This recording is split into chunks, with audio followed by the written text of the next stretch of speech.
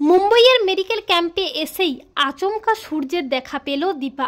হ্যাঁ বন্ধুরা, আমরা এই মনটাই দেখতে পাবো অনুরাগের ছোঁয়া ধারাবাহিকের আগামী পর্বগুলোতে। দীপা ক্ষুধার্ত ও ক্লান্ত হয়ে একটা গণেশ মন্দিরে আসে।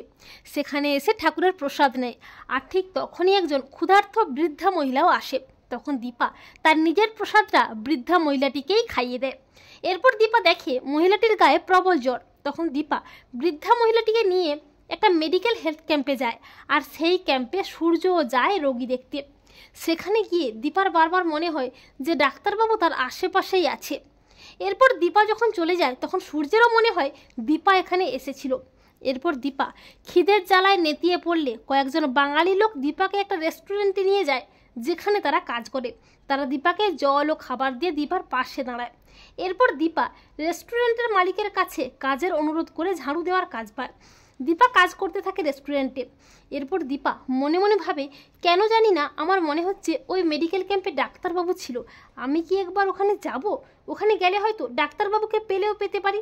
অপরদিকে সূর্য আবারও সেই মেডিকেল ক্যাম্পে যায় রোগী দেখতে। আর দীপাও রেস্টুরেন্টের কাজের ফাঁকে বেরিয়ে পড়ে সেই ক্যাম্পে যাওয়ার জন্যে। একটা সময় দীপা সেই ক্যাম্পে পৌঁছে যায়। দীপার বারবার মনে হয় যে ডাক্তারবাবু আমার আশেপাশেই কোথাও আছে। আর সূর্যেরও মনে হয় দীপা এখানে এসেছে। এরপর হঠাৎই দীপা সূর্যকে দেখে চমকে যায়। দীপা বলে, ডাক্তারবাবু? আর সূর্য দীপাকে দেখে অবাক হয়ে যায়। সূর্য বলে, দীপা? এত বছর পরে দুজন দুজনকে দেখে অপলক দৃষ্টিতে দুজন দুজনের দিকে তাকিয়েই থাকে। সূর্য বলে, দীপা, এই অচেনা শহরে তুমি? তাই আমার মনে হতো যে তুমি আমার খুব আশেপাশেই আছো, তুমি আমার কাছেই আছো। তখন দীপা নিজেকে আর সামলাতে না পেরে সূর্যকে জড়িয়ে ধরে আকুল হয়ে কাঁদতে থাকে।